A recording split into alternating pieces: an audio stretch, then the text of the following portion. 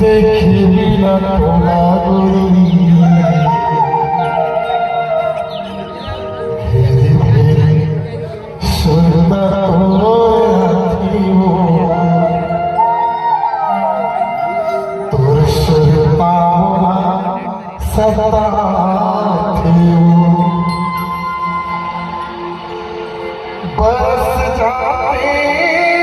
आषाढ़ की बदली कसो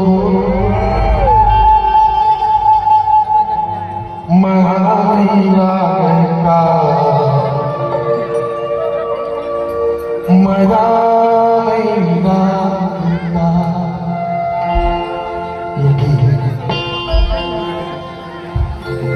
ऐसी नायक के ऊपर लिखी गई है दोस्तों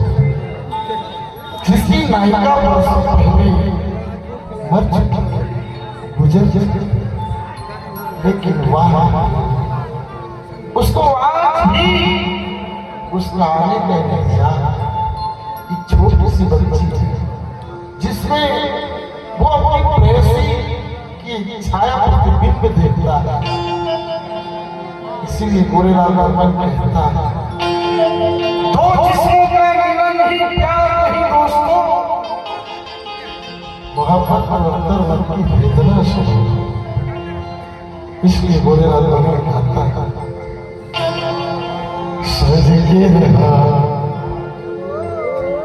आवे वो सोने चिड़ैया सज के रहा आवे वो सोने चिड़ैया गए जादू डाली रास्ता में